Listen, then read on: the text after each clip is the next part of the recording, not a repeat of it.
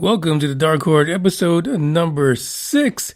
I am your host, Manny Moonraker, and I honestly gotta say, it's gonna be one of those choppy episodes. It's been a, eventful day here in Casa de Moonraker, so, and actually one of the stories that I have to share, because I decided to do stories from across the world rather than just in the U.S., so I have one that is a story from Australia, and there's something that happened to me today that I can actually relate to. And now that I think about it, I had such an eerie feeling being in this particular mode of transportation, should I say, that it's just really weird. I don't know. You know, the guys that put Hellier together, they like to call things synchronicities. So I think the fact that I came across this particular story might be a synchronicity in itself. By the way, I don't know if you guys get Hellier. I don't. I am confused as hell. Hellier is just nuts. I don't know where it's going. I don't know where it's been. Confused as hell. It's like a train wreck, basically, watching Hellier these days. But, I finally finished season number 2. If you're watching it, you're going to be just as confused, I'm sure, as to what's going on with Hellier. Where the hell is... I just want to know where the fuck the goblins are. That's what I'm looking for, goblins. Can you please show me the damn goblins? That's what the whole thing started with, was fucking goblins. And I not a one fucking goblin, that's it. We went all the way to Mothman, and we're back to... I don't know. I just do not know. I see I have in the live chat right now, if you guys are listening to this podcast on anywhere else but Spreaker.com, you're going to miss out on the live situation.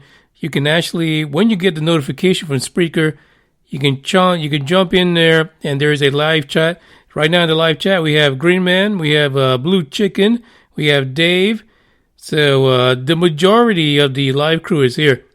Some of the same folks that actually take part in UFO Buster Radio News. Part of the UFO Buster Radio Network, whatever the hell that means. I had an idea at one point, but hey, it is what it is. It's a work in fucking progress. Scary stories for you. That's what we have. One from the UK, which is, it's more like an oddity because historically you hear about this person out in the UK and in history and world travels, but apparently he's a bit of a scary guy. A real scary dude in the UK. Then we're going to go down under, and I started looking for kind of like a list, the top 10 scariest fucking places in Australia. If you're on the internet, that's probably it right there. If you're down there, that's what's going to scare you. That's what I thought initially from a story that I did on UFO Buster Radio. But apparently, man, there's places in Australia that are so old and are still around. I mean, I read, and I don't have it in this particular episode, but we will get back to this place. But there's an asylum down there from the 1800s. It survived all the way down to the 1800s. And estimated amount of deaths in that place is 13,000. 13,000 people who were thought to be somewhat insane died in this place. That is scary as hell. And the funny thing is that asylums seems to be like a lot of places. A lot of places, no matter where you're at in the world, they tend to be haunted. Asylums are not a good place. Whether you're alive or dead, it's not a good place. So we'll cover that because I found this really fascinating, this particular asylum, because one of the places that we're planning to go to is an asylum here in Texas. So stay away from asylums, whether you're sane, insane, or dead or alive. Just don't do it. We'll take a quick musical break, and there we're going to get right into it.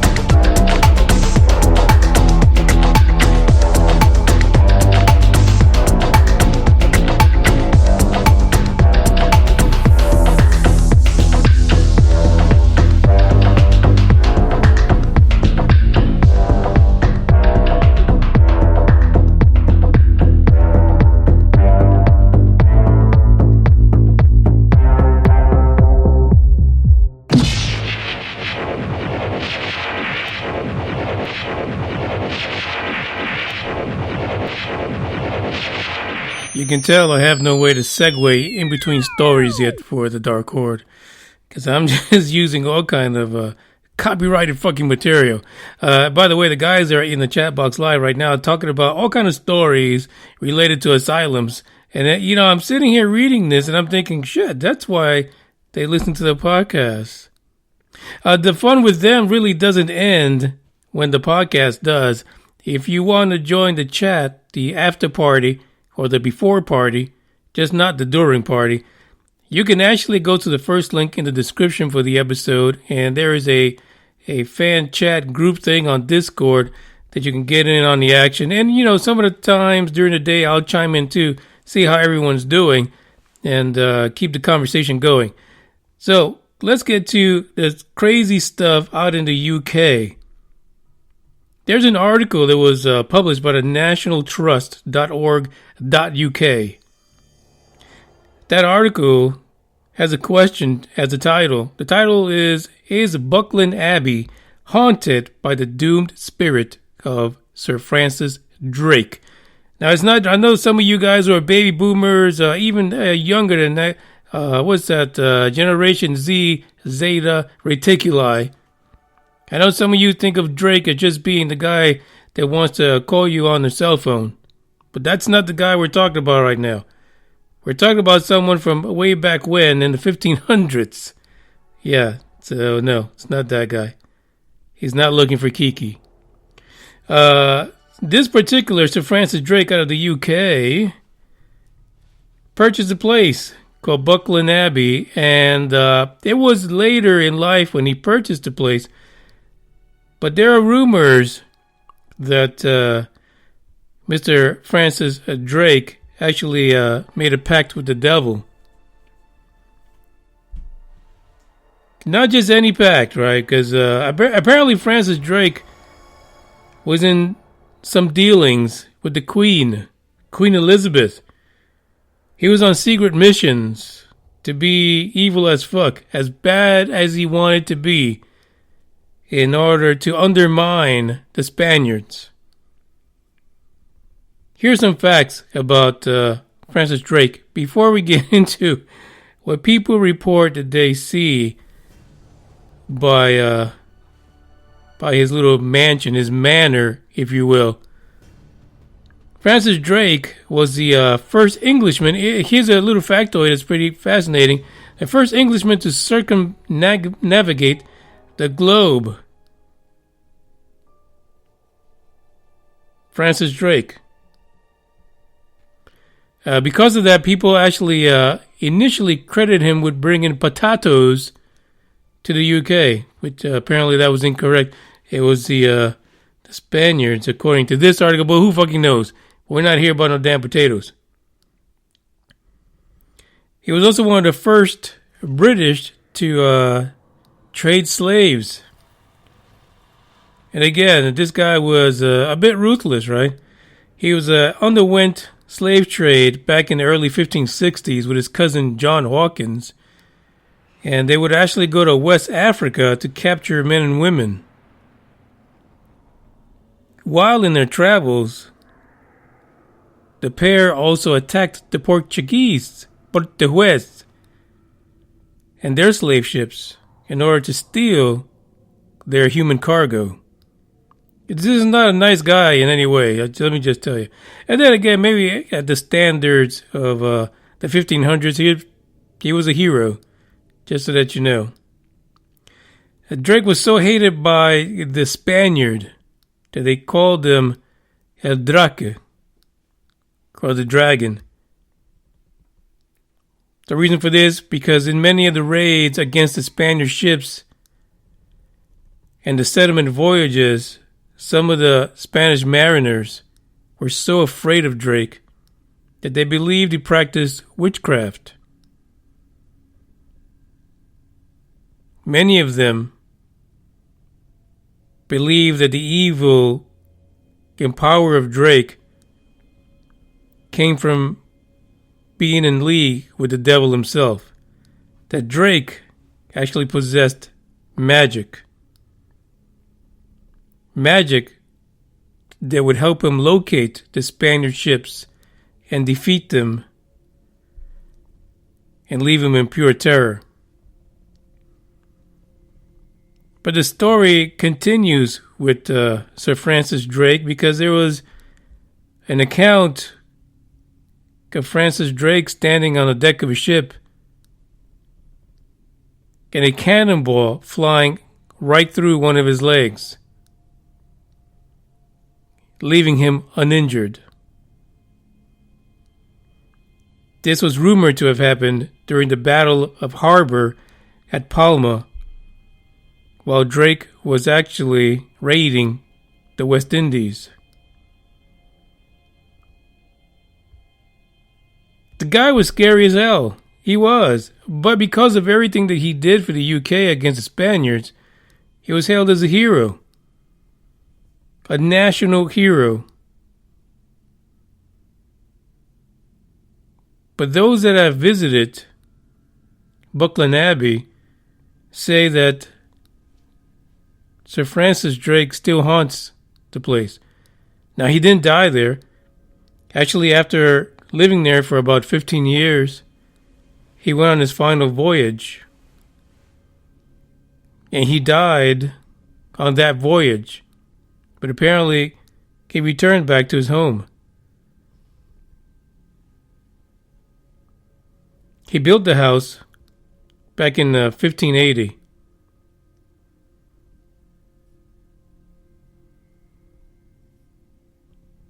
And many say that in order for him to defeat the Spaniard, he made that pact with the devil. Many say that when they stay there, that they see a ghost of Sir Francis.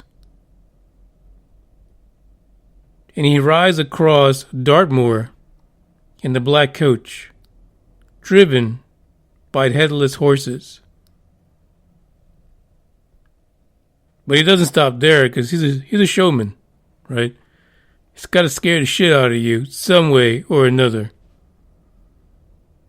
So Sir Francis is led by 12 chattering goblins, which are pursued by a pack of baying dogs. It is said that any living dog that can hear the spectral barking is said to die instantly.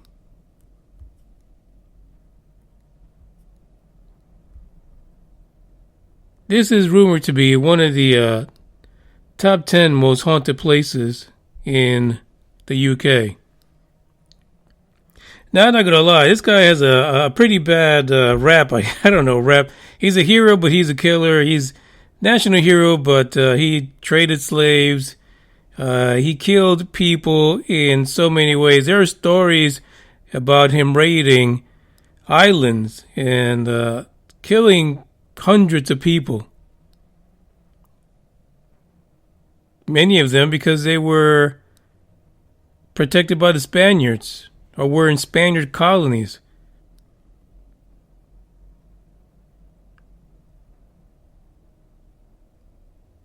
Scary. Scary indeed. And I can see why he would want to come back, right? His work's not finished. Not finished at all. There is more to the story regarding Sir Francis and Sir Francis Drake. But sorry, the scariest part is not the fact that he was mistaken as the guy that delivered the potato to the UK, but he was a gruesome guy. He did not give two shits about anyone. It was all for Queen and country for him. Okay, he didn't stop. He stopped at nothing. If you're looking at the image for this particular episode, that is a painting of Sir Francis. Chapper looking guy. He doesn't look evil at all. He looks pretty, I don't know, stately, if you will. But no bones about it. Sir Francis gave no fucks. No fucks at all. And he took the Queen's mission to heart.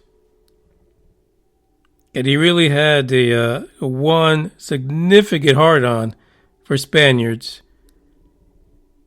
And he made sure that they knew that the outcome would be grim for them. That's the episode for, like I said, it's been one of those freaking days. God damn it. That is the story of Sir Francis. Listen, check out the link in the description. There's a lot more to his story and his evil ways and some of the crazy stuff he did. I'm telling you, this guy was something else. It's weird because he did so much. He circumvented the planet basically from one end to another straight through, and you would think that he would not have enough time to go around killing people as he did. But like I said, for Queen and Country, he took care of business. He didn't give a damn.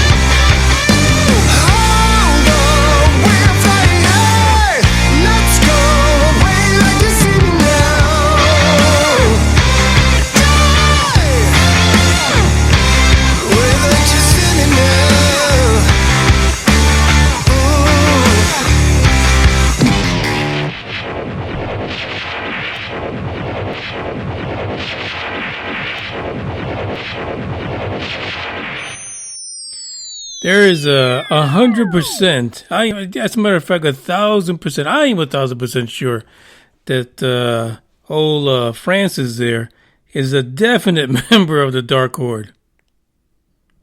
There is just no way. I mean, he probably, we could just say he's an OG of the Dark Horde. Yeah.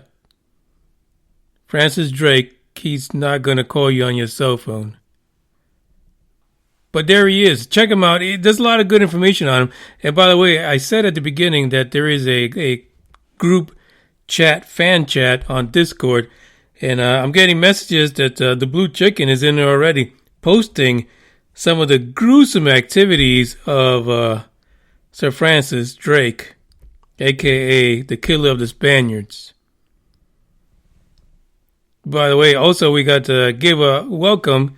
We have Guter, who's also joined the live chat on the podcast right now. And Warden and Adam Baum have joined as well. Welcome, fellas. We're about to go into what they call the darkness in Australia. That's right, down under. They get a little freaky down there as well. Like I said earlier, I was looking for stories to share about other places besides the United States, right? And there are so many top 10 fucking crazy ass scary places to go to in Australia. It is phenomenal. Phenomenal. But the theme that just went across freaking the United States, Australia, and I'm sure everywhere else is asylums. Asylums are crazy as hell during and after they get shut down.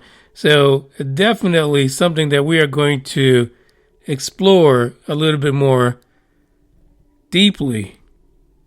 It's going to be asylums.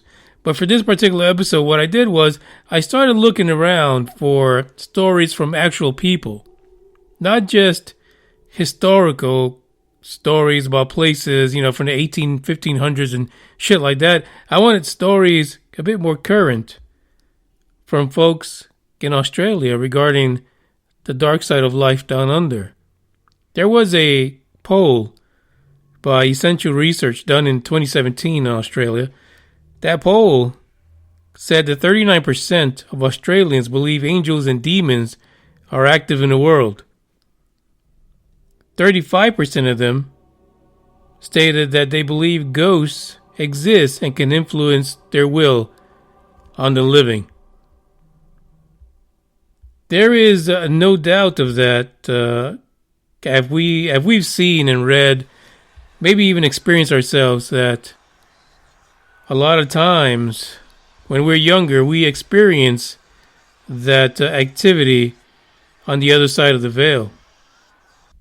The real scary stuff that we can't explain, and we lose it as adults. But there's some people in Australia, 2 stories here, where people were still experiencing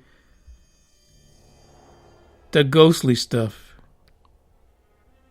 The stuff you don't forget. The first one is called The Unseen Patient. Now, this is my synchronicity for you guys that didn't hear earlier. I had an incident today, and I was in an ambulance today riding up front. Of course, I wasn't a patient, but I just happened to come across this story. It happened in Australia. There was an ambulance company that this individual used to work with, and the rumor was that there was one ambulance that was haunted. It was called Rig 12. Apparently, many of the EMTs were scared shitless and had so many stories about being in Rig 12. But, you don't believe these things until you get your ass in it. Until you're in there riding in the paranormal, in the event, in the situation. This guy was writing that he was with his partner working at around 3 a.m. in the community. And it was completely dark and it was quiet. It wasn't a particularly busy night. They were both sitting in the ambulance, dozing off. The person telling the story was the driver, and the partner paramedic for that night was sitting in the passenger seat, and they were both falling asleep. The one driving fell asleep, but was woken up by a muffled voice. He thought for sure it was the partner that was talking to him. He told her he was trying to sleep, and he closed his eyes. And then he heard a male's voice scream, "Oh my God, I'm dying." There was heavy breathing coming from the back of the ambulance. Both of the paramedics sat up and looked straight back into the compartment where they thought they heard the man proclaim that he was about to take his last breath. For a few seconds, they say, everything went completely quiet. Then they heard the oxygen tank regulator hiss, and it started to leak. They quickly switched on the lights and ran out of the rig. They circled around to see if maybe some homeless man might have gone into the rig, and they didn't know about it because it was a really particularly quiet night, so there was not very much activity. When they opened the rear doors, there was nothing there.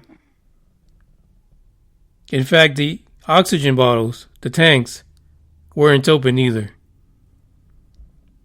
Neither one of them returned to Rig 12. Again, these are the craziest, most fucking stories that I've heard. And today, I personally was in one of these quote-unquote rigs, when I promise you that I was constantly found myself looking to the back of the rig. Of course, you know, these some of these ambulances have all this tech. And I just had to look back there. I just constantly, even when we were on the road, because this thing has cameras everywhere. But one of the cameras specifically only points to the back. And I just could not keep my eyes off of it. But I could imagine being up there driving and having all kinds of emergencies and people dying back there. I could see how ambulances themselves could be quite particularly haunted with people who have been traumatized and end their lives just come to a complete end right there in that vehicle with so many things they've left unfinished.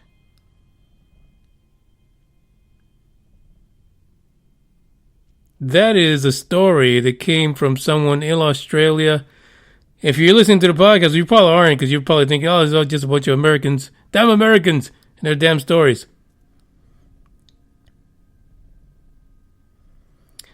If you look in the description, actually, there is a link to where the story came, and actually the user from Reddit that posted the story, so you may be able to look them up. Have a chat. Ask a little more questions about the incident on Rig 12. So I'll tell you right now, I would probably change fucking careers, to be honest. I would not be on Rig 12, 18, 15, 2, 5, no.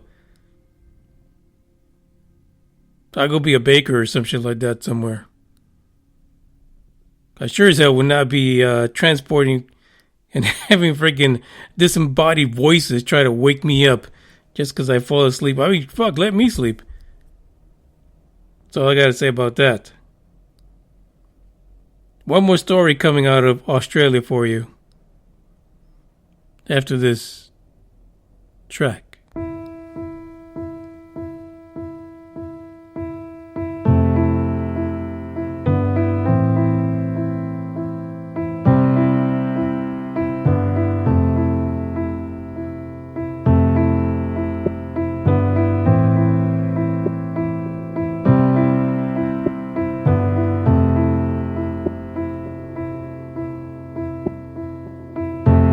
We're lying there on the bed above the sheets. No one's saying a word, but I can feel your heartbeat.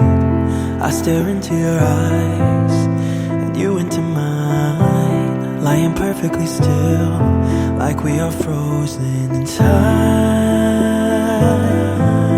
I don't want this to be over, don't want the morning to come. My head upon your shoulder, wishing that you would say, I think you should stay, I think you should stay. I want you to say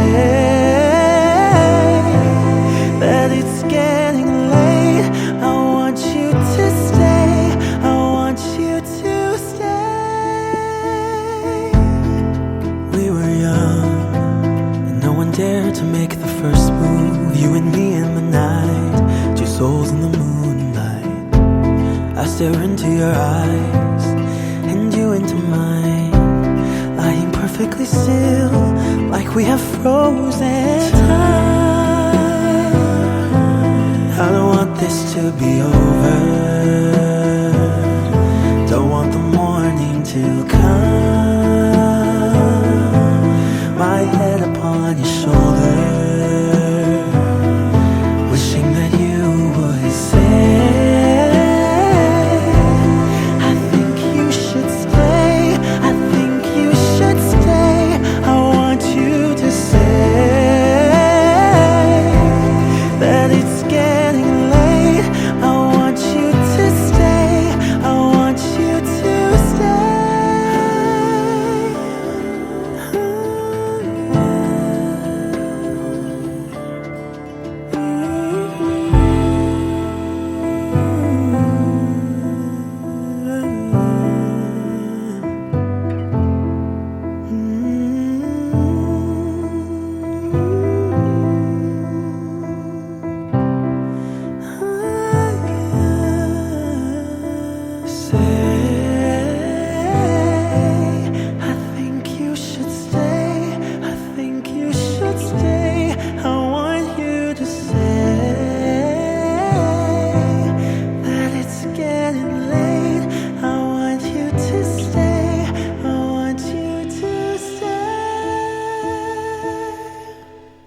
The next story coming out of Australia reminded me of the black-eyed children and those scary-ass stories of those little fuckers coming up and knocking on your door trying to get in because they're lost. Come on. Ain't nobody with no black-eyed children's coming into my home, I'll tell you that right now. This story is actually a little different. Came from another Reddit user who said they actually experienced a boy with no eyes. Apparently one night when this individual was about 10 years old, he was woken up in his room by the door opening. And then he felt someone sitting on his bed. Now, let me tell you this right now. Whether you're a kid or if you're an adult, no matter what fucking age you are, if your bedroom opens and someone sits by your bed, that's a problem. I'm just telling you right now. He says that he felt his leg being grazed as the bed sunk under the individual's weight. He thought it was his mom, so I said, fuck it, let me go take a look at mommy. But what he saw was an eyeless boy, which basically just had two empty dark sockets in his head. He says the boy appeared to be his same age, and when he took a good look at him, he was extending out his hand with a small box in it. And this is the part where I'm like, get the fuck out of here. That's crazy. He actually reached out and tried to grab the box. The black-eyed, or the eyeless, the eyeless kid pulled the box back, and then he was gone. This situation was printed on his mind, apparently, for some time, because 5 to 6 years later, he had a little girlfriend, right? She came over to do some homework. After finishing her homework, she took a nap because she was waiting for her parents to come home and then come over and pick her up. When they arrived, he tried to wake her up.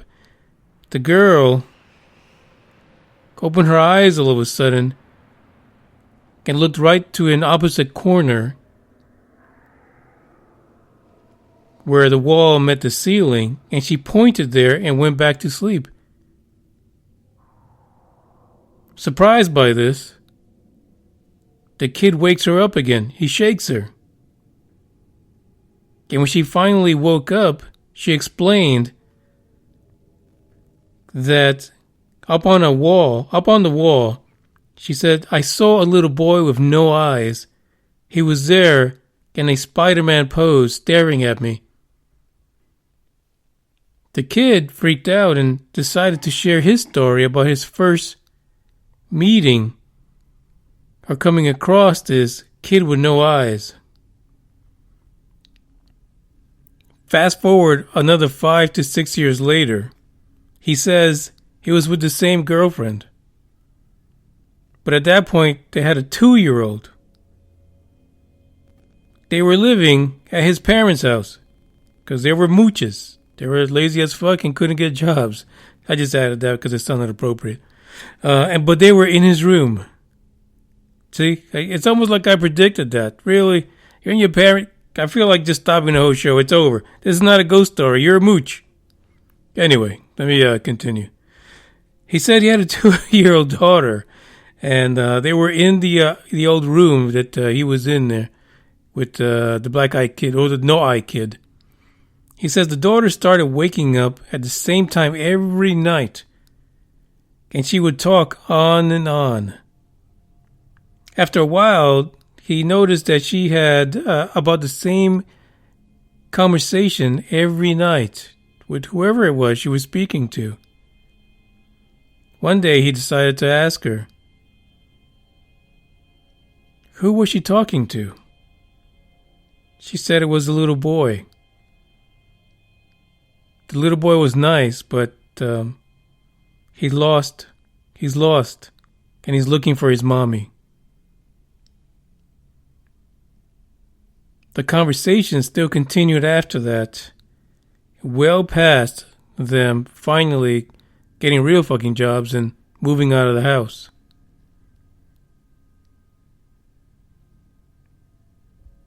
That is a story straight out of Australia.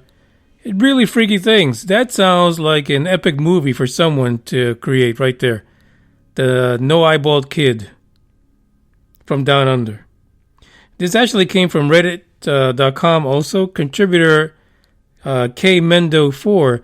And actually the last story was from contributor Zerbo. Scary stuff. These are things that they get in you. When you experience things like this, you do not forget those things. They stay with you. And the fact is, this little no-eyeballed kid is periodically showing up and doing something. He's basically haunting this kid's room. How can you let something like that go? Adam Baum in the group chat, the live chat, asks, what's in the box? Fuck do I know? I don't even know what the hell. That part just freaked me out. Why in the fuck would you even reach out for that shit? I would have been right under the covers, shaking like hell. No, I would not. At that age, I would not have tried to figure out what the hell that... The fucking kid had no eyes. What are you reaching for? Are you crazy? Anyway. This is what happens when I get into some of these stories. That just makes no sense to me. No fucking eyes. Get the fuck out. Get out of my room. Are you crazy? You lost your damn mind. There is a link to 8 more stories that were shared by Australians. And again, believe it or not, these might be Reddit stories, but they're actually posted in Reader's Digest. The Australian version of Reader's Digest. So check those out. The link is in the description. It's a fun read, to be honest. It's something that you sit around and you talk to your family about. Like here, we talked about the asylum. Boom, everybody had asylum problems. Like aliens and UFOs, there's a commonality to the paranormal that pretty much does not even have boundaries across the world. Ghosts are fucking ghosts. They haunt you, they're poltergeists, they're demons, they're devils. They're all over the damn place. The question is, what's the connection? Blue Chicken says you can't trust the Aussies. Or they're ghosts. They're fucked up. By the way, he's from down there, so I guess he can say that. This is the end of the episode. However, I did receive some things from Dave. Dave sent me some information about occulting. I guess we can call it occulting. It's kind of like adulting, but about the occult. There are some documents that Dave sent regarding the occult because he kind of dabbled in it a while back. But I think that our next episode for the Dark Horde, that will be episode number 7, will be about the occult. And if you have experience with the occult, you want to share some occult-like stories, because you know the occult fits perfect in the Dark Horde community. Next Saturday, we're going to go really dark. We're going to go into the occult. And you know, apparently not every single occult is like extremely bad, right? They're not all horrific, but there are some out there that are fucked up. Really fucked up. Okay, we've had some of those in Texas, in the good old USA, but we're going to pick the minds of folks in other areas, in other parts of the world, and see how dark the occult there can get. This is the guy people like to call the Moonraker. I am checking out. Again, if you want to continue the conversation after the podcast, there is a link for Discord for the podcast fan chat. You are more than welcome to go in there and talk some shit. Go share some of your stories of the dark side. I bid you guys adieu. Until next Saturday. Ciao.